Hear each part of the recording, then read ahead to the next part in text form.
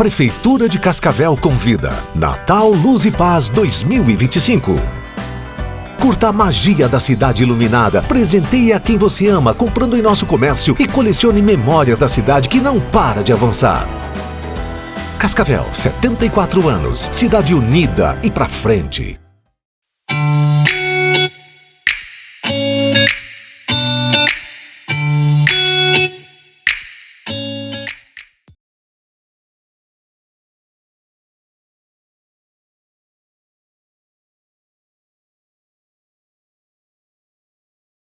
Olá, seja bem-vindo a mais um Gcast Saúde, seu programa semanal da Gazeta do Paraná. Então você já sabe, né? Se inscreve aí no canal, aciona o sininho das notificações, deixa aí tuas sugestões, teus comentários, porque o Gcast é feito para você e por você. E, final do ano quase chegando, nós não temos como não falar das emergências pediátricas, né? Se a gente for focar aí no verão, a gente vai pensar até em afogamento. Eu vi que essa semana ainda estava rolando nas redes sociais o afogamento de uma menina no Rio Grande do Sul de 11 anos. Quando a gente vê essas notícias, a gente sempre fica bem avalado. Mas, enfim, é um período de piscina, é um período de praia, é um período que o pessoal vai para os rios, para os lagos. Então, a gente tem que ter essa atenção com as crianças. E aí, a gente vai falar também de queimadura solar, porque é outra coisa que parece que é impossível uma criança hoje se queimar e ficar vermelha ou com bolha. E a gente sabe que acontece. Então, os pais têm que ter muita atenção em relação a isso. E aí, a gente já vai falar de intoxicação também, porque medicamento em casa, criança tem que ter muito cuidado e uma atenção especial. E isso eu acho que é uma emergência pediátrica que ocorre no ano inteiro. Entre outras aí que a gente vai conversar um pouquinho, então. Então, eu estou aqui com a doutora Nádia Bertechini, que é pediatra, e ela vai esclarecer e tirar as nossas dúvidas. Porque quando é o momento de eu levar, será no pronto-socorro também? Será que qualquer febre eu já levo no pronto-socorro? Será que qualquer crise de falta de ar, porque às vezes você tem uma criança asmática em casa, usa as bombinhas, faz o tratamento e sabe que essa criança às vezes pode vir a ter alguma crise de falta de ar. Será que eu já tenho que levar? E nessas emergências que a gente falou, no afogamento, o que eu faço? Além de pedir socorro, é lógico. Mas o que eu faço até o socorro chegar? Tudo bem, doutora? Tudo bem, Larissa. Obrigada pelo convite. Que bom que deu certo de casar na sua agenda e estar aqui. Eu sei que é difícil. Pediatria, eu acho que é o ano inteiro difícil, né? O ano inteiro. Não tem um período que vai mais criança ou menos criança para o consultório, né? É. Mas agora ainda acho que deve ter criança ainda que está fazendo aquelas consultas de rotina, que às vezes deixou mais para o final do ano. Logo aí acaba sendo um período de festas, daí às vezes as clínicas fecham e os pais às vezes estão correndo essa semana ainda para fechar o ano ainda com tudo certinho, né? Sim, recuperar o atraso. Então vamos lá, doutora, vamos falar um pouquinho de emergência pediátrica. Eu acho que uma das emergências que a gente pode estar citando, antes da gente entrar nessas mais de verão mesmo, é falar um pouquinho da criança asmática mesmo, né? Ou da criança que tem dificuldade para respirar. Claro que não é só numa crise de falta de ar, às vezes um engasgo com alimentação, que você já teve aqui uma vez e até falou das manobras para fazer na criança, mas numa dificuldade respiratória. Isso seria uma emergência pediátrica? Sim, Larissa. Qualquer criança que mude o padrão respiratório, ela precisa de uma avaliação, imediata. Claro que a criança asmática, os pais já conhecem mais ou menos o padrão, da criança, pode começar a fazer as bombinhas de resgate em casa, mas qualquer coisa de alteração respiratória é sempre importante fazer uma avaliação. Levar num pronto-socorro. Levar no pronto-socorro. Então, às vezes mesmo porque quando a criança é asmática, às vezes os pais já têm ali a bombinha, já são orientados de como fazer esse resgate. Sim. Que você citou aqui, pode até ir tentando dar uma resolvida, uma tapeada, mas mesmo que a criança depois melhorar, é importante levar. Se a criança já é asmática e os pais fazem a bombinha de resgate, que a gente fala, e melhora, tudo bem fazer uma avaliação depois ambulatorial, para entender por que a criança descompensou. Não precisa levar na emergência. Não precisa levar na emergência, mas se os pais tentam fazer a medicação de resgate e não resolve, é sempre importante essa avaliação, não só para ver o motivo da descompensação, mas até para ver se ela precisa, por exemplo, de uma oxigenoterapia ali no momento, por conta da saturação que pode abaixar. E lembrar vocês, gente, uma vez asmático aí, os tratamentos que os médicos prescrevem para vocês, das bombinhas ali de uso contínuo, e tem aquelas outras de crise, tem que ter em casa, tem que ter na bolsa, tem que ter na mochila da criança.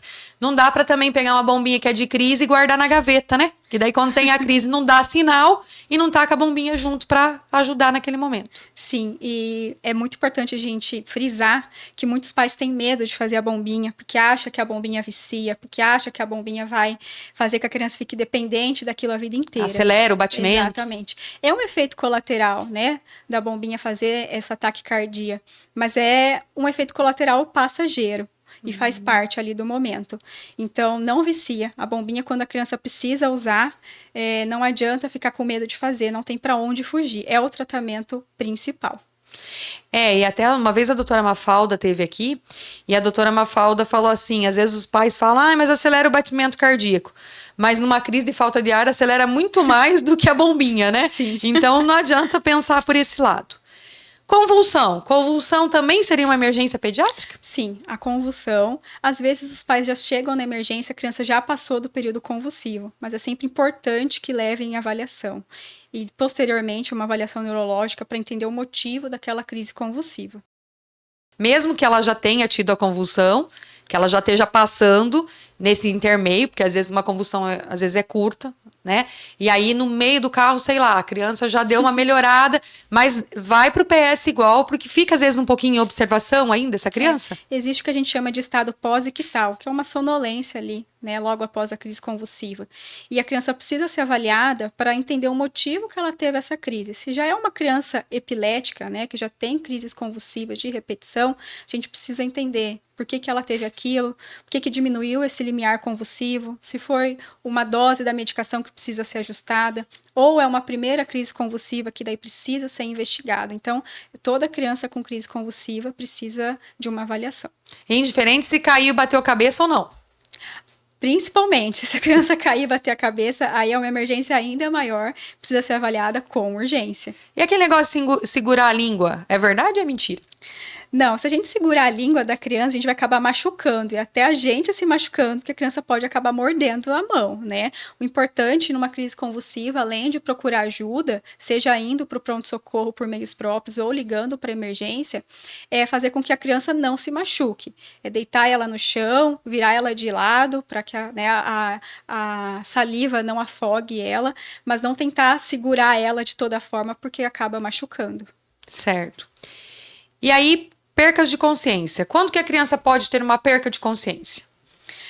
Por intoxicações, né, que não são observadas pelos pais, por uma crise de ausência, que a gente chama, que é um tipo de crise convulsiva, ou então por alguma alteração cardiológica, também pode causar perda de consciência. E nesse caso, leva no pronto-socorro também. É uma emergência pediátrica? Ah, com certeza, é uma emergência pediátrica. Essa tem que levar. Tem que levar. Começou a conversar com a criança, parece que ela não está respondendo, não está ali, isso não é normal. Não, é normal. Essa alteração aguda de consciência sempre precisa de avaliação imediata.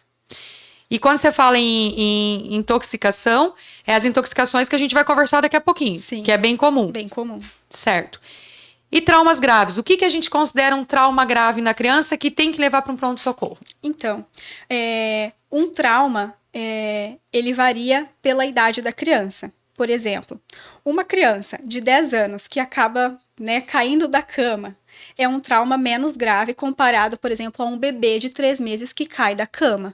Então, a gente avalia conforme a idade.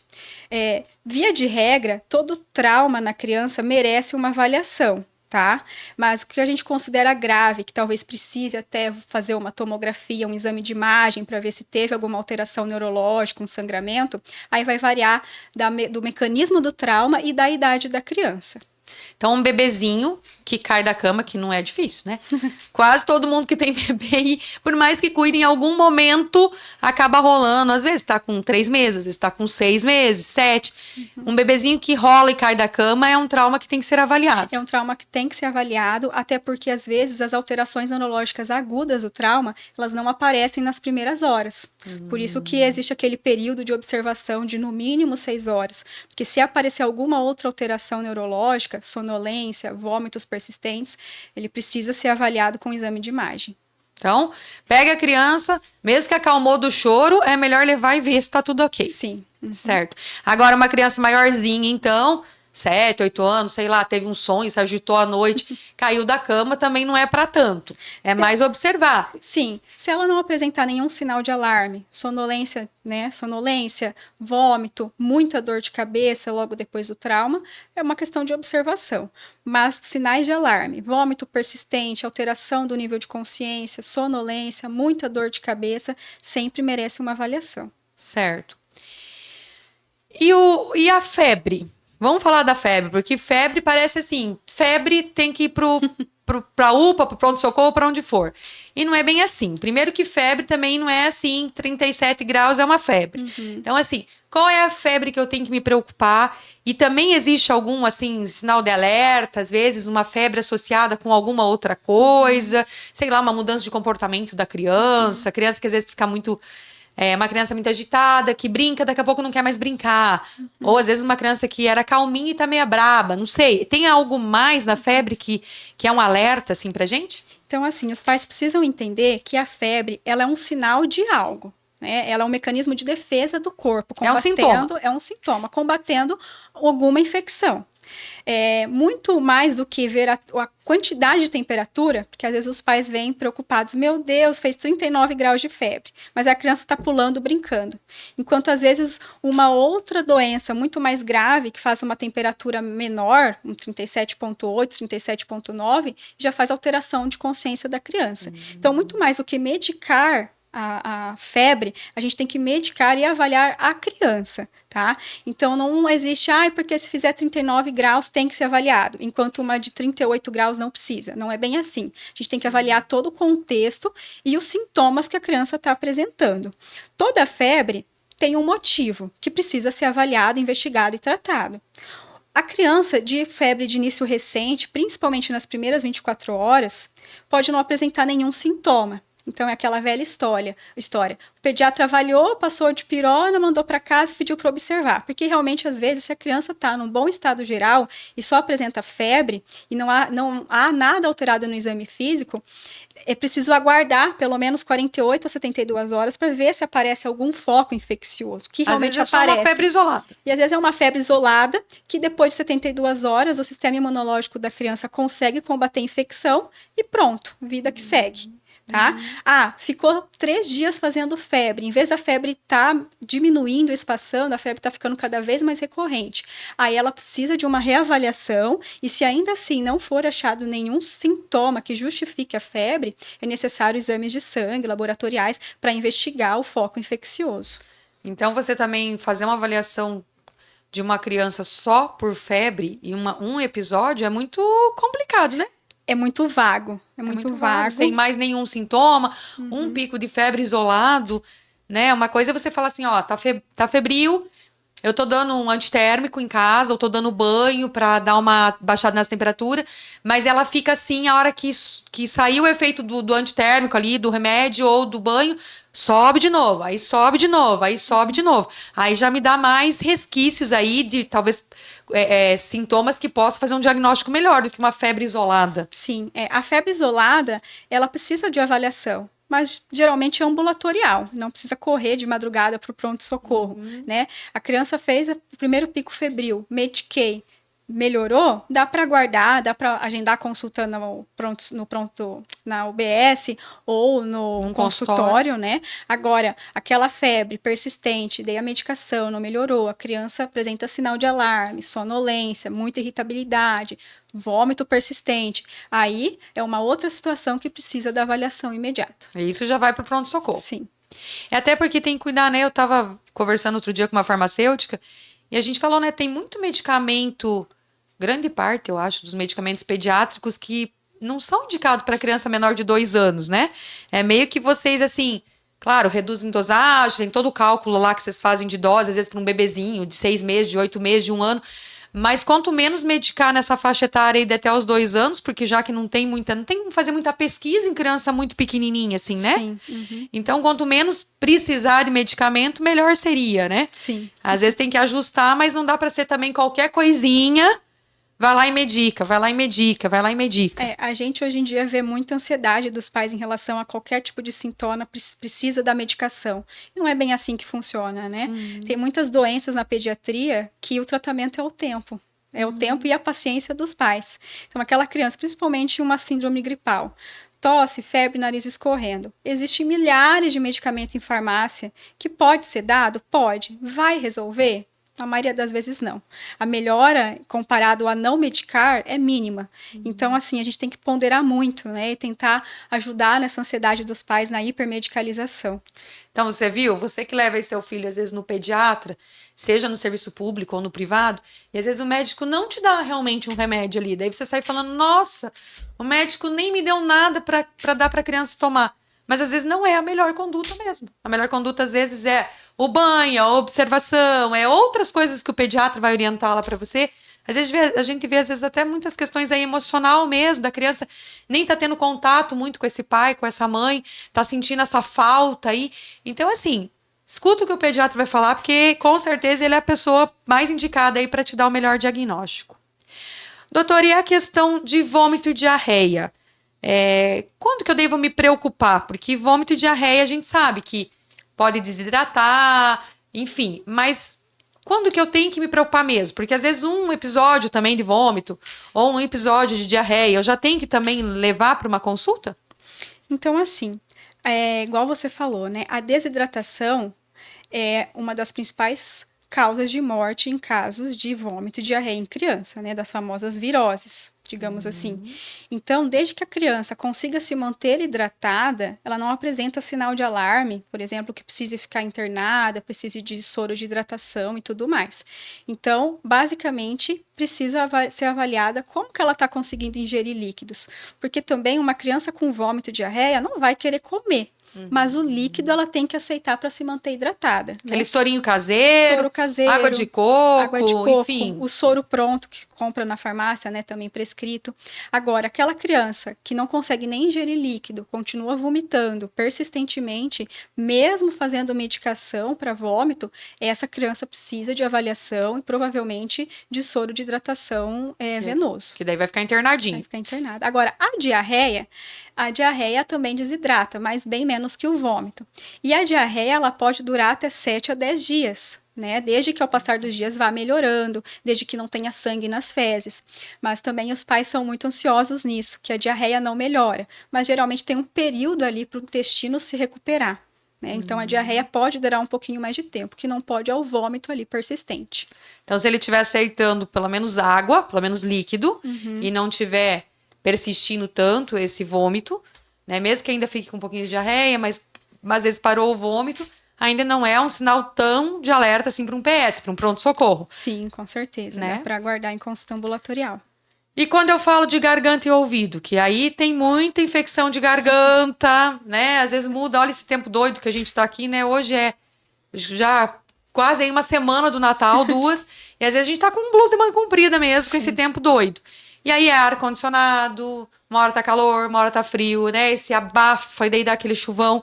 E as infecções de garganta e de ouvido vêm muito, né? E aí, como é que faz? Sempre precisa ser avaliado para ver da necessidade de antibiótico. Porque, por exemplo, crianças até 2 anos, a maioria das infecções de ouvido e garganta, elas não precisam de antibiótico terapia. Apesar de haver uma grande pressão dos pais, né, na prescrição dos antibióticos. Olha só. Sim. Então, até 2 anos, na maioria das vezes, um antitérmico, um analgésico, um anti-inflamatório acaba resolvendo essa situação, né? Agora, a partir de 2 anos, as infecções bacterianas acabam sendo as mais prevalentes e, na maioria das vezes, precisa do antibiótico. Para resolver o problema. Para resolver o problema. Mas aí tem que avaliar também, né? Porque o pessoal, às vezes, nem tá com placa na garganta, já tá dando antibiótico. E você prestou atenção aí, gente, até 2 anos, o que puder evitar de medicação. De novo, a doutora falou aqui, né? Cuida desses antibióticos, às vezes com criança de 8 meses, 10 meses, já tomou um monte de antibiótico, né? Então, assim, cuida. Às vezes só um anti-inflamatório já vai ser suficiente e o médico vai avaliar isso e ver, né? Então, às vezes não precisa entrar já com antibiótico. E também não dá para pegar aquele antibiótico que estava guardado, que já deveria ter terminado todo o ciclo e você guardou porque interrompeu, né? Aí resgata aquele antibiótico e já fala, esse tempo ele já teve uma infecção na garganta, a pediatra já deu o antibiótico, agora eu já vou começar a usar também. Não é desse jeito, né, doutora? Não, mas isso é bem comum de acontecer, né? A automedicação dos pais para as crianças em casa acontece demais. Difícil, né? E dores de cabeça? Porque antigamente parece que a gente não via tanta criança relatando dor de cabeça. Mas hoje em dia, a gente vê às vezes criança de 5 anos, de 7 anos, com dores de cabeça assim mesmo, que às vezes chega a lacrimejar o olho. A gente vê que a dor, ela realmente existe, que é intensa, não é invenção da criança, né? E a dor de cabeça, quando que eu realmente devo me preocupar? Então, assim, a criança com dor de cabeça, ela merece uma avaliação, né, para excluir fatores de risco ali. Por exemplo, um tumor, alguma coisa nesse sentido. Existe enxaqueca em criança, até em criança pequena existe quadro de enxaqueca, mas ela precisa ser avaliada para ver para qual rumo tomar. Um sinal de alarme que a criança precisa ser avaliada com urgência é aquela dor de cabeça que não resolve com analgésico, uma dor de cabeça que a criança acorda de manhã já com dor de cabeça, uma dor de cabeça que a criança acorda de madrugada por dor, ou aquela dor de cabeça que é acompanhada de vômito, né? Essas dores de cabeça, elas são fatores de risco para algo mais grave que precisa de avaliação imediata. Essas é para o pronto-socorro. Pronto-socorro. E as infecções urinárias? Porque infecção urinária é outra coisa também, né? Que parece que tem tanta infecção urinária. Antes parece que a gente não via tanta infecção urinária, agora parece que tem tanta infecção urinária. Não sei se essas imunidades que estão muito baixas dessas crianças, o que está acontecendo. Mas parece que a gente vê tanta infecção urinária. As infecções urinárias, principalmente em bebês, elas são muito mais recorrentes, né? Mas isso acontece por conta do uso de fralda, principalmente meninas, por conta da proximidade do ânus com a vagina, né? Então, às vezes os pais se culpam, nossa, mas é porque eu não fiz a higiene direito? Não, é por questão anatômica mesmo, tá? E a infecção urinária, às vezes em bebê pequeno, não vai dar sintoma, a gente não consegue saber que o bebê está com dor para fazer xixi. E às vezes nem diminui a quantidade de urina. Às vezes a infecção urinária no bebê pequeno é a irritabilidade e a febre persistente. Então aí sempre precisa ser avaliado e investigado. Tem alguma regra dessa troca de fralda, doutora? Porque as mães realmente se cobram disso. Será que eu não estou deixando muito tempo ela com a fralda? Será que eu tenho que trocar de tanto em tanto tempo a fralda? Não tem muito uma regra disso. Não tem regra. Tem que ir mesmo ir vendo. Quando está incomodado, essa fralda está molhadinha, troca a fralda. Trocar. Senão não tem como, né? E reação alérgica de pele, de urticária, né? Porque às vezes a gente, sei lá, tem uma picadinha de, às vezes é de um pernilongo. E às vezes levam para um pronto-socorro uma picada de pernilongo, né? Sei lá, foi para uma chácara, um sítio, passou um final de semana lá, tinha muita butuca, picou a criança inteira e tá cheia lá de coceira. Lógico que vai coçar no adulto, vai coçar na criança e vai fazer lá as casquinhas e tal. Mas também tem aquelas reações alérgicas às vezes, né? Daquelas dermatites ou as urticárias mesmo, sei lá, ou alergia. Às vezes de alguma alimentação, de alguma coisa. Quando que eu devo me preocupar nessas alergias de pele, assim, que eu vejo que falo, acho que eu tenho que levar realmente, já fazer uma avaliação meio rápida. A urticária aguda, né, ela pode evoluir para uma anafilaxia, que daí realmente é uma emergência médica que precisa de tratamento imediato com adrenalina por conta do fechamento da glote, a criança não conseguir respirar. Então, uma criança que acordou tudo bem, pele bonitinha, e de repente começa, a mãe não consegue, às vezes, nem identificar o fator, mas começa ali com a alergia toda na pele, ela merece uma avaliação imediata. Leva pro pronto-socorro. Aquela, não é uma picadinha. Isso. Tem que ser uma coisa mais espalhada, assim, você tá vendo que tá piorando. Isso. Tá ficando aquele vermelhidão, tá aumentando. Aquelas placas, né, elevadas, avermelhadas e pruriginosas pelo corpo todo, né? Que e com certeza a criança vai estar com uma mudança de comportamento também. Sim, irritabilidade, bastante coceira, né? Certo. Então, em resumo, doutora, quando procurar o pronto-socorro? Dificuldade respiratória? Dificuldade respiratória. Chiado no peito, esforço, né, da dificuldade respiratória. Quando a criança está com a fala entrecortada, significa também que ela está com dificuldade para respirar. Alteração do nível de consciência. Dor intensa que o analgésico comum não resolveu. Tá? Desidratação, a criança com vômito persistente, que já deu a medicação em casa, não resolveu, continua tendo vômito persistente. Essas são as principais causas ali de emergência pediátrica que precisa de avaliação imediata. Febre muito alta com sonolência daí, ou irritação, alguma coisa assim. E quando tiver sangue nas fezes ou vômito com sangue, também é um sinal de alerta. O sangue nas fezes, ele significa que está tendo uma inflamação do intestino, geralmente pelo processo infeccioso ali da famosa virose, né? Quando, aí vai variar muito de caso para caso, mas em algumas situações, esse sangue no cocô com a diarreia é indicativo de necessidade de antibiótico terapia, então também merece uma avaliação. Esse também pode ir pro PS. Sim. E aí a gente falou aqui da convulsão, né? E também dos traumas, principalmente esses de bebezinho, de queda, de cama, alguma coisa, esses também. E dores abdominais muito intensa também. Ah, com certeza. A dor abdominal é uma das principais queixas em pediatria, né? O povo pensa em apendicite já, Sim, né? é. E é o nosso maior medo, né? O maior risco ali da dor abdominal é a apendicite. Mas a gente sempre tem que lembrar que a apendicite não é aquela dor abdominal que a criança tem já faz 30 dias, que o pai chega no pronto-socorro falando que o filho volta e meia se queixa de dor abdominal difusa, mas é uma criança que come bem, é uma criança que não tem febre e tudo mais. Agora, aquela dor abdominal, que começa de um dia para outro, né? Que faz a migração da dor, por exemplo. Ah, começou em volta do umbigo, depois ali foi para baixo o ventre, acompanhado de náusea, não está querendo comer, está com febre. Essas situações a gente sempre tem que avaliar, pois existe a possibilidade de ser uma apendicite. Então, é levar pro pronto-socorro. Sim. É ao redor do umbigo mesmo a dor ali, pelo menos o começo dela. Geralmente no início ela começa periumbilical e depois ela faz essa migração ali para baixo o ventre. Pro pé da barriga, como diz. É, o pé da barriga. Certo. Então, ó, a gente já deu uma pincelada aqui das principais causas aí de pronto-socorro. Doutor, e afogamento? Vamos falar um pouquinho de afogamento aí, que nessa época aqui aumenta muito os afogamentos, infelizmente, né? E às vezes de crianças não tão pequenininhas. Igual eu te falei, eu achei que você viu, não sei se você viu ontem no Facebook, tava rolando aí uma menina do Rio Grande do Sul com 11 anos que morreu afogada. Enfim, a gente acha que às vezes afogamento só dá em bebê também, ou criança assim de 2 aninhos, 3, que é meio curiosa, tem piscina em casa, tem que ter, né, ficar atento. Mas às vezes até uma criança que até se defende, vamos colocar, porque ela vai, como a gente dizer que uma criança de 10, 11 anos sabe nadar super bem, talvez já tenha colocado na natação, se defende, mas água é água, né? A gente tem que tomar cuidado. O que eu tenho que fazer aí num afogamento? Meu filho se afogou, o que eu faço? Então, a partir do momento que é visto que a criança está no processo ali se afogando, né, tirar ela da água, obviamente, colocar ela numa superfície reta, de barriga para cima. Se ela não está respondendo, ou seja, ela está numa parada cardiorrespiratória, alguém já ligar para urgência, né, para ambulância e já começar a fazer a ressuscitação cardiopulmonar, que é a massagem cardíaca. Certo.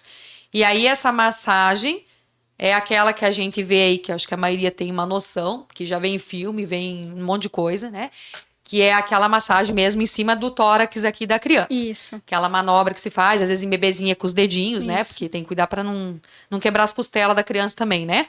Mas aí, essa manobra tem uma quantidade que a gente faz e a respiração boca a boca aí, que é o respirar dentro da boquinha da criança, faz ou não faz? Então, assim, se você tá sozinho ali com a criança, você sempre vai fazer 30 compressões torácicas, né? Que é no terço inferior aqui do externo. E aí 2 ventilações, que é o famoso boca a boca. Se você tiver em 2 socorristas, geralmente um fica na boca para fazer a respiração e aí o outro fica na massagem. Aí faz 15 massagens para cada 2 respirações boca a boca. Porém, existe uma atualização, porque muita gente às vezes não tem o manejo de como fazer uma respiração boca a boca, nunca fez, né? E aí eu não sei fazer. Então aí, nesses casos, é melhor que esqueça a respiração boca a boca, que fique pelo menos, né, na massagem cardíaca. Uma massagem cardíaca eficiente já é muito melhor do que nada, ou, né, melhor do que um boca a boca mal feito, que você deixa de fazer a compressão torácica. E aí a frequência é de 100 a 120 compressões por minuto. E é uma compressão média. Não é muito levinho, mas também não pode ser muito forte. Geralmente a gente fala de 3 a 4 centímetros para abaixar o tórax da criança, e é importante que depois que faça a compressão, faça com que o tórax volte a expandir, né? Não é para ficar só comprimindo. Tem que fazer a compressão correta ali. Ir e voltar. Ir e voltar. E aí, se a criança conseguiu dar uma acordada e dar uma voltada, deixa ela deitada de lado, é isso? E aquecida? Porque eu fui pesquisar, tinha umas coisas de barriga para cima, umas coisas de lado. Aí eu fiquei na dúvida agora, se era de lado ou barriga para cima. O deixar a criança de lado é na intenção de que, como ela engoliu a água, né? Provavelmente ela vai regurgitar. E aí, nessa questão de regurgitar, ela pode engasgar novamente. Então, o deixar de lado tem essa ideia. Se a criança tiver algo para vomitar, ela de lado, ela vai colocar para fora e não vai aspirar novamente. Então, se ela começar a dar uma reação assim de que vai tossir, de que vai vir algo pra fora, vira de lado. De lado. Uhum. E deixa ela quentinha, aquecida. Isso, aquecida. Tá. E chama o socorro, 192, SAMU, né? Sim. Pra realmente qualquer coisa pedir esse socorro aí. E aí sempre tentar ter uma pessoa junto para ir pedindo socorro enquanto a outra faz essa massagem, né? Sim. E a questão de sacudir a criança aí ou provocar o vômito, porque a gente já viu isso, às vezes a pessoa fica ali chamando e sacudindo a criança junto. Como é que é essa questão? Não, isso não é eficiente, não é para se fazer isso, que não vai ajudar em nada. E nem dar água para a criança quando ela volta. Nem dar água para a criança, deixar ela em jejum para ser avaliada pelo médico. E é sempre importante a gente falar sobre a prevenção disso, né, Larissa? Tem muita questão que você falou, mas a criança já tinha 11 anos. Por que isso às vezes acontece mais com criança maior? Porque elas começam a ter autonomia. Mas ela já é grande, ela já sabe nadar e tudo mais. E não é bem assim, né? Toda criança precisa da supervisão. E também tem aquela questão, todo mundo tá ali junto, todo mundo tá olhando. Quando todo mundo olha, ninguém tá cuidando. Verdade. Né? Então é sempre importante ter um adulto responsável por ficar ali supervisionando as crianças na água. Claro que crianças principalmente as que não sabem nadar, usar o colete salva-vidas, né? Usar aquelas boias torácicas, evitar aquelas boias redondinhas só na cintura, que elas podem escapa, né? virar, né? E aí é pior. Ou boia de braço, que também pode escapar. E é interessante também, uma das coisas que ajuda, colocar roupa de banho colorida. Né? Se você notar, a maioria das roupas de banho, elas são coloridas, tem aquela cor neon, que é realmente, se a criança se afogar, não tá achando ali, a roupinha ajuda a identificar onde que tá a criança. Então compra roupa neon e colorida aí pros pequenos. É bonitinho também, né? Sim. E aí, doutora, se Deus abençoar e for bem sucedida essa manobra, né? A criança não agravar, de qualquer maneira, se leva depois num pronto-socorro, num hospital, mesmo que você conseguiu reanimar essa criança, ou daí não precisa mais? Não, precisa ser avaliado, porque ela pode evoluir com alguma pneumonia aspirativa, que a gente fala, né? A água pode ter ido pro pulmão, que não era para ser, porque pulmão é ar. Exatamente, daí pode evoluir por alguma pneumonia que precisa de avaliação. Então, nesse contexto, mesmo que você conseguiu, foi bem sucedido, leve igual no pronto-socorro. Tem que levar para avaliar. E queimadura solar? Parece que a gente não vê queimadura solar em criança, porque é óbvio que os pais vão passar protetor solar, mas não é bem assim, né? Uhum. A gente vê. E aí, assim, que sinais de alerta? Porque fica vermelho, a criança vai reclamar que não dá para encostar, vai ficar com dor, vai ficar inchadinha, às vezes vai fazer até bolhas, febre pode dar, os calafrio, igual dá no adulto, tudo a mesma coisa, né? Sim. Pode coçar e começar a descamação, enfim. A criança pode até ter ali uma desidratação por causa disso, enfim. O que faz numa queimadura solar? Então, assim, as queimaduras solares, como você falou, elas podem evoluir para uma insolação, né? Que a pele é a nossa barreira ali do corpo. E numa queimadura solar grave, muito intensa, a gente acaba perdendo líquido, né? E acaba evoluindo por uma insolação, que a criança às vezes precisa ficar internada para receber reidratação, tá? Então, queimaduras muito extensas, elas precisam de avaliação, principalmente por essa questão da hidratação. Certo. E aí o banho mais frio, a compressa, isso ajuda? O banho frio ajuda, a compressa não, porque a pele já está sensibilizada, então se a gente colocar ali um gelo, alguma coisa, vai queimar ainda mais a pele, né? Uma queimadura térmica. E a melhor coisa é não fazer nada, passar pela avaliação, nada de passar babosa, que tem gente que passa, né? Aquelas loções pós-sol em queimaduras médias e pequenas ajudam bastante a aliviar a dor e a cicatrizar, mas só, nada de passar pó de café, babosa, nada disso. E protetor solar é a chave do negócio aí, né? Protetor solar e lembrar de reaplicar, porque não adianta ir para a praia, passar o protetor solar de manhã e ficar o dia inteiro brincando, que vai sair na água, no suor, né? Então tem que reaplicar. Lembrando que o protetor solar só pode a partir de 6 meses de vida, né? E aí são protetores específicos para bebês. Não dá para a gente usar o protetor que a gente usa em nós para o bebê pequeno, tá? E antes dos 6 meses... Não é frescura. Não é frescura. E antes dos 6 meses, o bebê que vai se expor ao sol, que não deveria, né? Mas aí é roupa de proteção solar. Certo. E essa reaplicação do protetor solar tem uma regra de tanto em tantas horas? Claro, você já falou. Criança ficou na piscininha brincando lá, ou entrou no mar ali com os pais e tal, tem que reaplicar. Ou se é um dia muito quente, tá suando muito, reaplicar. Isso. Mas fora isso, tem alguma regra assim de reaplicação? Geralmente, cada 3, 4 horas reaplicar. Certo. E essas pomadas, às vezes, que o pessoal vai e compra por conta aí, resolve para queimadura ou é melhor fazer a consulta mesmo? Elas não resolvem, elas aliviam a sensação de ardência, tá? Mas resolver, infelizmente, não vai conseguir recuperar a pele, é só o tempo ali mesmo. Então, o melhor é evitar. Certo. E tem pomadas também específicas para cada caso. Ah, sim. Por exemplo, não, às vezes o pessoal acha que é aquelas pomada tipo de assadura lá, que compra, não. né? E às vezes tem até pomadas que tem corticoide, que às vezes vocês vão ter que indicar, né? Mas isso vocês vão ter que avaliar também para ver a melhor pomada, né? A cada caso. E as bolhas, fura ou não fura? Não, deixa a bolha quieta.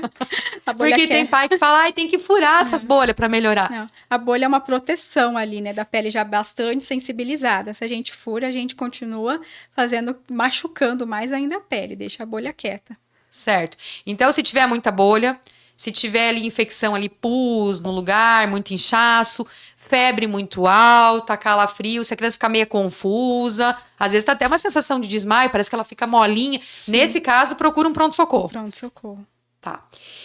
E a prevenção, então, melhor ainda, como você já falou, é aplicar o protetor solar e daí, assim, usar, então, o chapéuzinho, proteger as orelhas. Às vezes tem queimadura na orelha, né, da criança, esquece de passar no lábiozinho, proteger lábio, igual você falou, roupas também, assim, que às vezes protejam do sol. E até os óculos escuros aí de criança, tem uns tão pequenininhos, a gente acha bonitinho, mas na verdade, às vezes, realmente é uma proteção, uma necessidade, né?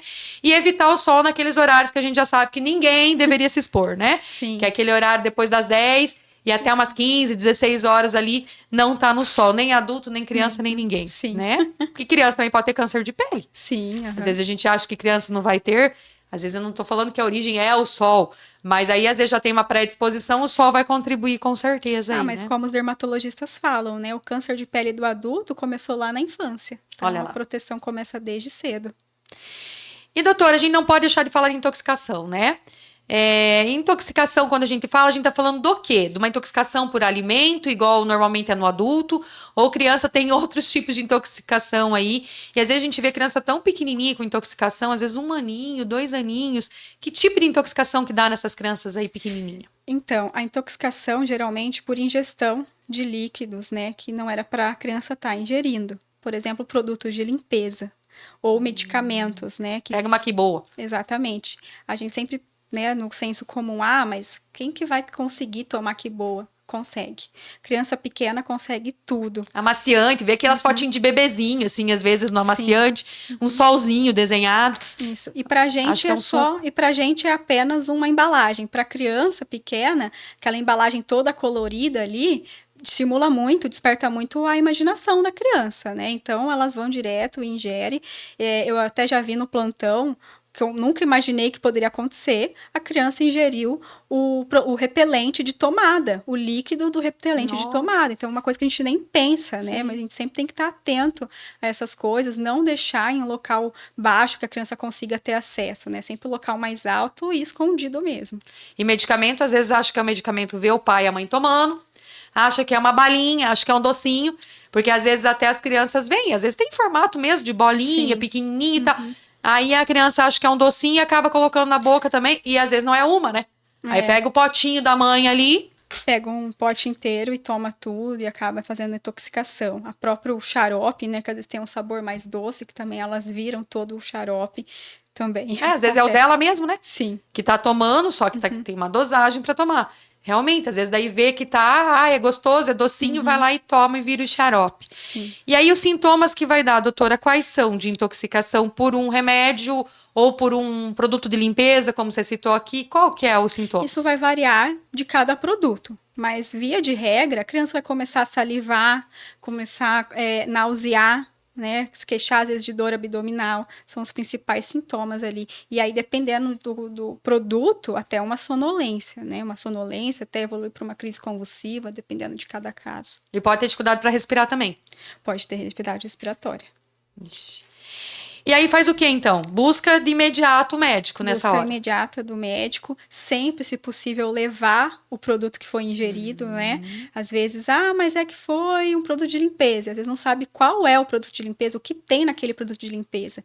E aí depende de cada caso, o que a gente vai fazer a partir dali, né? Então é sempre importante levar pelo menos o rótulo, uma foto, para o médico poder saber o que foi ingerido. Às vezes até tem algumas lavagens que vocês fazem lá que nem dá para fazer, dependendo do que se ingeriu, Exatamente, né? Dependendo do que foi ingerido, não é contraindicado fazer a lavagem gástrica.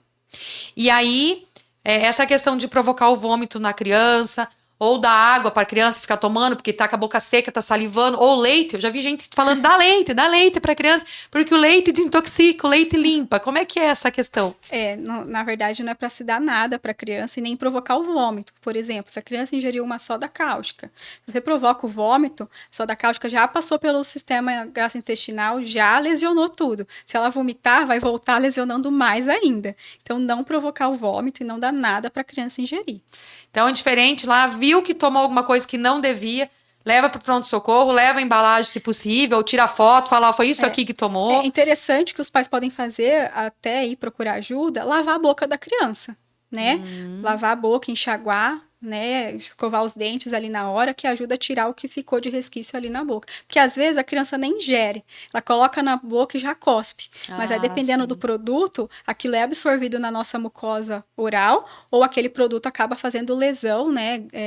Queimadura química na boca. Então, o lavar a boca, enxaguar a boca com água, diminui danos. Não tomar a água, mas Não enxaguar, tomar. jogar para fora, só lavar, Sim. isso poderia e até ajudaria, Ajuda. dependendo do caso. É isso, doutora. Então, assim, ó, a gente passou várias dicas aqui, tentou falar um pouco de emergência pediátrica no geral aí pra vocês, citou várias coisas aqui para os pais às vezes ficarem mais sossegados ou não, né? Até realmente tem umas coisas que tem que levar. Às vezes leva umas coisas que não precisa e coisas que precisa, às vezes fica em casa aguardando, né? E a gente falou aqui, tentou falar um pouquinho de intoxicação, porque como a doutora falou, né, contato com produto de limpeza, com medicamento do avô, do pai, da mãe, é muito fácil de ter, então cuidado, quem tem criança tem que realmente guardar esses produtos num local mais alto, evitar de deixar muito na vista, né? E cuidar às vezes com essas conversas que tem com a criança, isso aqui é uma balinha que a mamãe toma, isso aqui. Cuidado, porque daí eles vão ligar a balinha como algo que tá meio liberado em casa e que é bom. Apesar que a balinha com açúcar não deveria estar nunca liberada, né, doutora? Mas, enfim, aí às vezes, assim, tem que cuidar com isso dá um ano inteiro, como a doutora falou. E os afogamentos, a doutora falou aqui, né, supervisão dessas crianças e queimaduras, que é algo que agora no verão isso aumenta muito. A gente vê isso, nossa, vira e mexe, aí tá nas redes sociais, tá nos jornais, infelizmente. Então, realmente tem que ter cuidado. Quem tem criança tem que ter supervisão. E criança, não é criança só com 3, 4 anos. Criança é com 11, com 12, com 13, até os 13, né, doutora? Até quase 14 anos. Mas aí depois já é um adolescente em casa, que daí tem que ter cuidados também. Já muda um pouquinho os cuidados, hein? Mas tem que ter cuidado. Na verdade, aí, até ele ser de maior, e a mãe, quem é mãe e pai sabe que vai ter filho, e parece que eles não crescem, vão ser sempre pequenininho igual, né? A minha já tem 20, vai fazer 21, e a gente tá sempre com um monte de cuidados aí, né? Mas é isso, né? Filho é pra isso, é pro resto da vida, não é só por um período, não. Então, antes de ter filho, você tem que pensar bem se é isso que você quer, porque um filho, uma vez tendo um filho, ele é pro resto da vida. Criança é muito bom, né? Uma companhia, é realmente algo que muda a sua vida, mas você tem que estar preparado para essa mudança.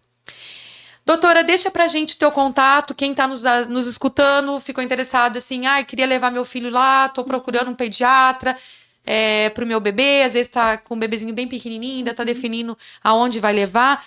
Fala pra nós aonde que você atende, deixa o seu contato, não sei se você tem algum Instagram, alguma rede social que as pessoas possam pesquisar também, o que você tem pra nos deixar aí, e eu já te agradeço pela tua presença aqui.